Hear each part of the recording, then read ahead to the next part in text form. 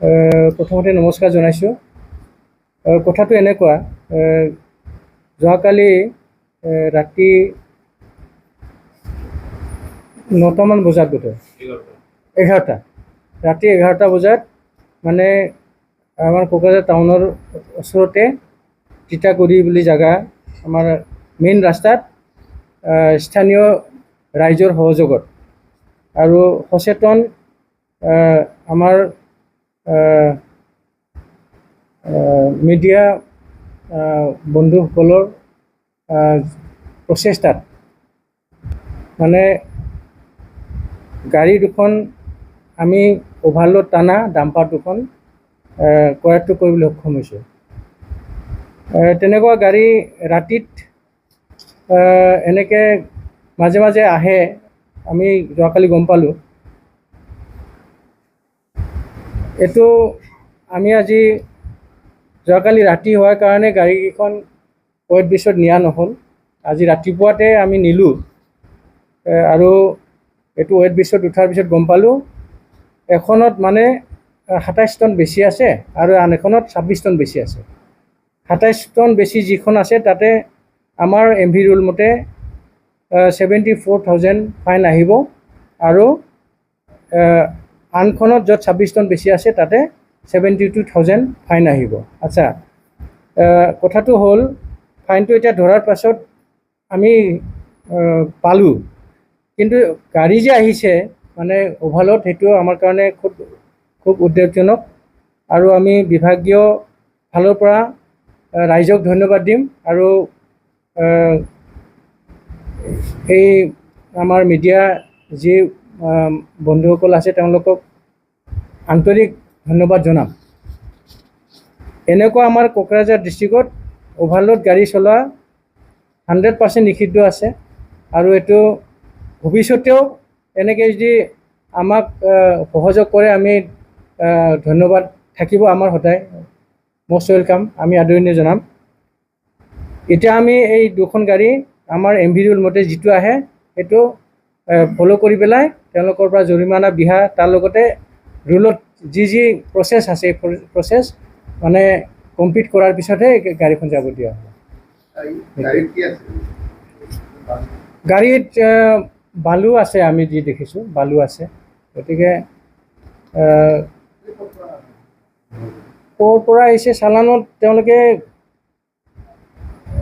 ক'ত লোড কৰিছে চালানত মানে মোবাইলতহে আছে, নিশ্চয় তেওঁলোকে ক'ৰ পৰা আনিছে।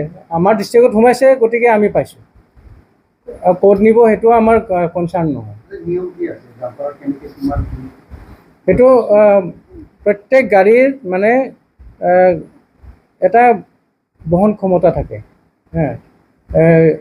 এক্সেল ৱেট চব গাড়ীৰ বেলেগ বেলেগ হয়। 10 চকা, 12 চকা, 16 চকা, আজিকালি বহুত ডাঙৰ ডাঙৰ গাড়ী ওলাইছে। প্ৰত্যেক গাড়ীৰ বহন ক্ষমতাটো বেলেগ বেলেগ হয়। গতিকে এতিয়া তেওঁলোকৰ যিটো গাড়ীৰ বহন ক্ষমতা সেইটো তেওঁলোকৰ পূৰা হেৰিতে লিখা থাকে, তেওঁলোকৰ যেতিয়া ৰেজিষ্ট্ৰেশ্যন দিয়ে সেই সময়তে পূৰা মানে তেওঁলোকৰ সেইটো সন্নিৱিষ্ট কৰি থোৱা হয় আৰু সেইটো গাড়ী মালিকে জানে, ড্ৰাইভাৰো জানিব লাগে আৰু সেই হিচাপে তেওঁলোকে টানিব লাগে। এতিয়া আমাৰ MV ৰুলটো হ'ল যিখিনি পাৰ্মিশ্যন আছে, পাৰ্মিশ্যনৰ যদি 1 টনো বেছি আনে সেইটো মানে মিনিমাম 20,000 ফাইন আছে আৰু প্ৰত্যেক টনত 2,000কৈ বাঢ়ি যায়। গতিকে 27 × 2 এইটো 54,000 আৰু ইফালে ইনিচিয়েল 20,000, সেই হিচাপে 74,000 আহিছে। গতিকে আমি খুব মানে শলাগ লৈছোঁ আৰু মই আশা ৰাখিছোঁ এই যিমান এনেকৈ আমাৰ কোকৰাঝাৰ ডিষ্ট্ৰিক্টত এনেকৈ অভাৰলোড টানা গাড়ীটোৰ আমি নাকি লগাবলৈ এনেকুৱাহে সক্ষম হ'ম যদি ৰাইজে আমাক এনেকৈ সহায় কৰে। বহুত ধন্যবাদ।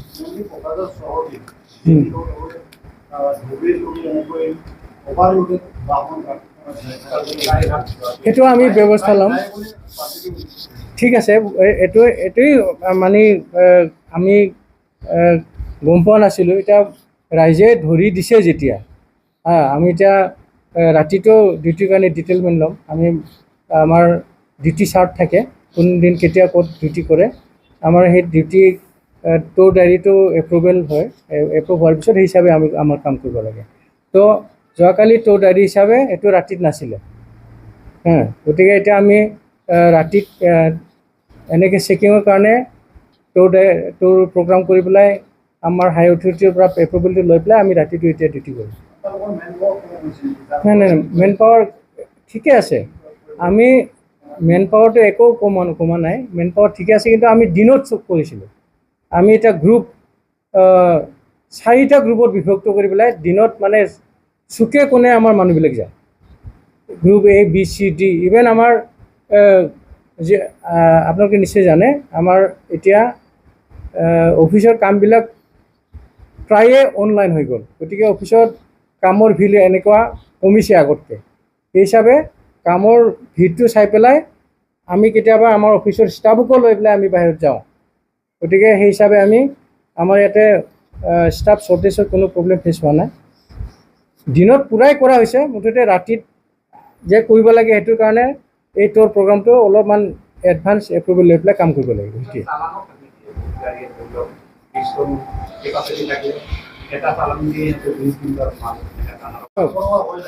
শুনক, কথাটো এনেকুৱা, ডাম্পাৰ চলাত কোনো ধৰণৰ মানে আপত্তি থাকিব নালাগে, কাৰণ গাড়ীটো চলাম বুলিয়ে লয়, বিজনেছ কৰিম বুলিয়ে লয়। এতিয়া কথা হ'ল গাড়ী চলোৱাত এনেকৈ অভাৰলোড টানি পেলাই নিয়মৰ বাহিৰে যদি কোনোবা কাম কৰিছে তেতিয়াহে আপত্তি থাকে। তো তাকে এতিয়া যদি এনেকৈ অভাৰলোড থকা গাড়ী কোনোবা যদি, আমাৰ এইটো লক্ষ্য হোৱা নাই, আপুনি যিটো কৈছে আমাৰ এইটো লক্ষ্যত অহা নাই। যদি লক্ষ্যত আহে তেতিয়াহ'লে নিশ্চিত, আৰু চফাৰ এইটোৰ বিষয়ে আমাৰ এনেকৈ কোনো মাফিয়া এনেকুৱা ধৰণৰ আমাৰ নলেজত নাই,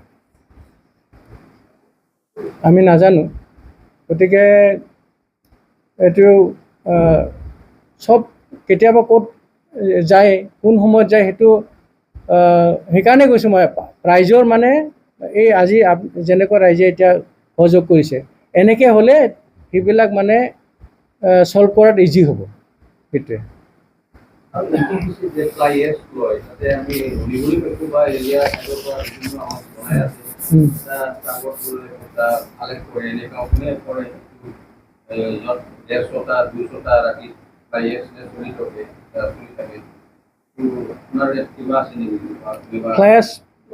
ফ্লাইএছটো এতিয়া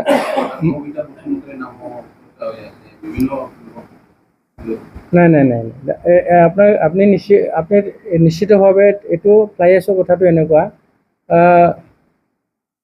এই আমাৰ চালাকাটিৰ পৰা যিখিনি অৱশিষ্ট পেলনীয়া ফ্লাইএছ, সেইটো ধুবুৰী ডিষ্ট্ৰিক্টত ৰাস্তা বনোৱাৰ কাৰণে লৈ যোৱাৰ কথা চলিছিলে, আৰু এতিয়া এই গৰমৰ দিনৰ কাৰণে পানী হোৱাৰ কাৰণে সেইটো টোটেলি মানে এতিয়া নাই।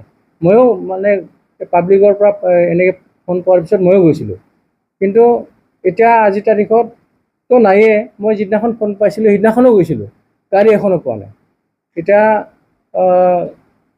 আপুনি কোৱাৰ নিচিনা কোনোবা যদি কাম কৰিছে এইটো আৰু আমাৰ কনচাৰ্ণ নহয়, কিন্তু যদি এনেকৈ আমি পাওঁ, আপুনি যোনে নাথাকক কিয় আমি কিন্তু এইটো একশ্যন ল'ম।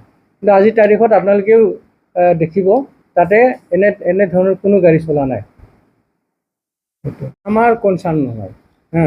চালানটো কিমান দিছে, কি দিছে, আমাৰ ওজন, তেওঁলোকৰ ৱেট শ্লিপ থাকিব লাগে,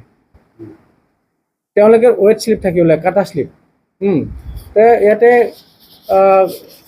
চালানত কি উঠাইছে নুঠাইছে, এইটো চালান থাকিলেতো এইটো ডিপাৰ্টমেণ্টে চায়, এইটো ফৰেষ্টৰ হয়, চালান তেওঁলোকে চায়, আমি ওজনটো চাওঁ। তো আমাৰ কাটা আছে, ভাগ্য ভাল আমাৰ কোকৰাঝাৰৰ ওচৰতে সমীপত এটা কাটা আছে।